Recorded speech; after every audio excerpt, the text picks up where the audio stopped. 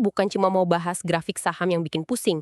Kita mau bongkar mesin raksasa di balik ekonomi global tanpa jargon teknis yang ribet dan ngelihat dampaknya langsung ke hidup kita.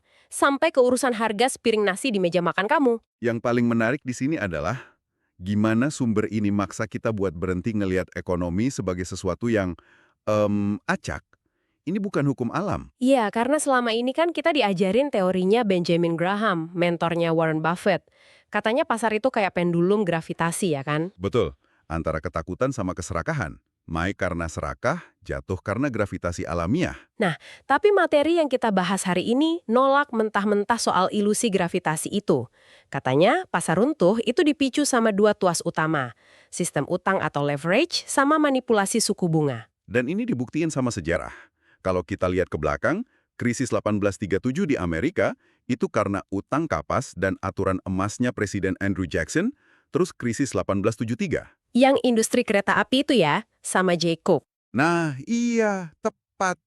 Terus melompat ke 1929, Great Depression yang terkenal itu. Dow Jones hilang 90% nilainya. Bahkan Benjamin Graham yang jenius tadi ikut hancur lebur di situ. Oh wow, mentornya Warren Buffett ikutan bangkrut? Ikut hancur karena saat itu pasar emang dipenuhi uang utangan.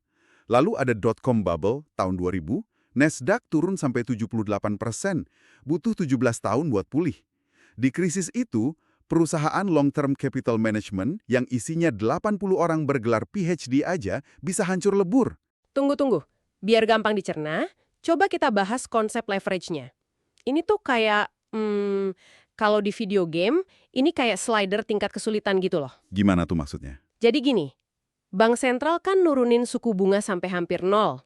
Ini ibaratnya maksa semua pemain buat berutang karena uangnya jadi murah banget. Bener, kayak pas krisis COVID 2020 kemarin, suku bunga BI sampai turun ke 3,5% kan? Iya, nah ketika semua orang udah over leverage, udah minjem sana-sini buat main saham, sang game master tiba-tiba naikin bunganya. Dan boom, uangnya ditarik, margin call terjadi di mana-mana. Orang dipaksa jual asetnya buat nutup utang tebang. Makanya narasumber kita ini pas sadar suku bunganya udah di titik nol dan orang pada euforia, dia langsung narik asetnya kan? Ya, dia pindahin ke mata uang yang lebih aman kayak Swiss franc. Dan terbukti, nilainya melonjak dari 13.000 jadi 21.000. Dia ngerti kalau tuasnya lagi dimainin. Oke, ini masuk akal. Tapi kalau krisis ini emang bukan kecelakaan alamiah alias hasil tarikan tuas dari sang game master, siapa yang sebenarnya jadi target operasi ini? Nah, narasumbernya ngasih analogi yang bagus banget. Bayangin ada sebuah desa. Oke, desa. Di desa ini ada elit pemilik tanah, ada petani biasa, dan ada satu petani rajin. Petani rajin ini kerja keras, nabung terus, sampai akhirnya dia bisa ngebangun lumbung padinya sendiri. Jadi dia semacam kelas menengah atas gitu ya, orang kaya baru. Betul, dia mulai mandiri. Terus, apa yang dilakuin sama para elit? Mereka bakar lumbung padi si petani rajin ini. Tunggu sebentar, logika umumnya kan kalau ekonomi hancur ya semua orang menderita dong. Masa mereka sengaja ngebakar desa mereka sendiri? Nah, itu dia.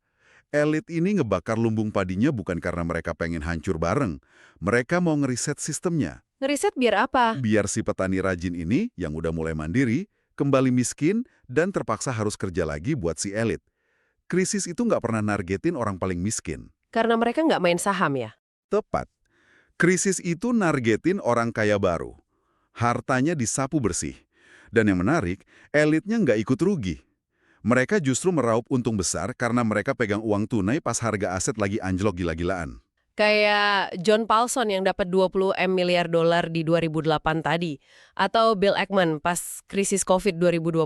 Betul banget. Kekayaan itu sebenarnya nggak hilang, cuma pindah ke atas, ke kantong mereka. Gila. Jadi krisis itu melahirkan dua ekonomi yang terpisah ya. Yang di bawah mulai dari nol lagi, yang di atas makin kaya. Terus ngomong-ngomong soal yang di atas, siapa sih mereka ini? Gimana struktur kekuasaan global ini bekerja? Kita harus lihat siklus Imperium Amerika. Ini dimulai dari masa damai pasca 1945, era American Dream. Lalu, tahun 1971 pas era Nixon, di mana utang mulai digembungkan.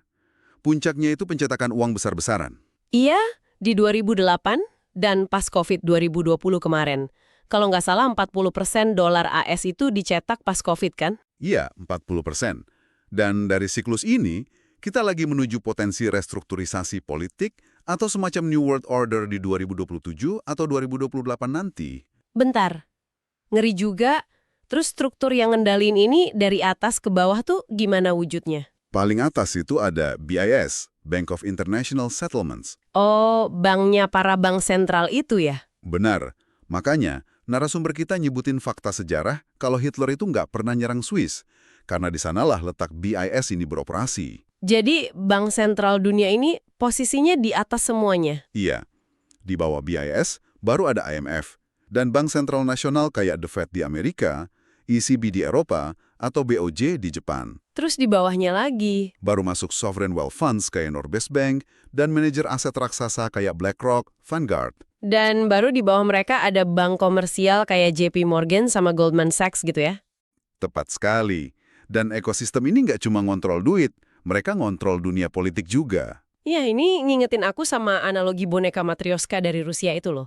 Boneka yang di dalamnya ada boneka lagi. Nah, iya, persis. Kita kan ngerasa punya banyak pilihan ya di hidup ini. Kita nonton YouTube punya Google, chatting pakai WhatsApp punya Meta, baca berita dari berbagai channel. Tapi kalau kita buka terus boneka Matryoshka ini, di inti terdalamnya, tuasnya dipegang sama institusi yang sama. Bener.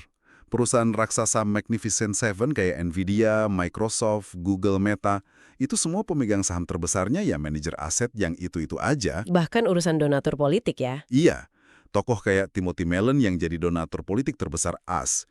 Terus media masanya Rupert Murdoch, sampai intelijen kayak CIA.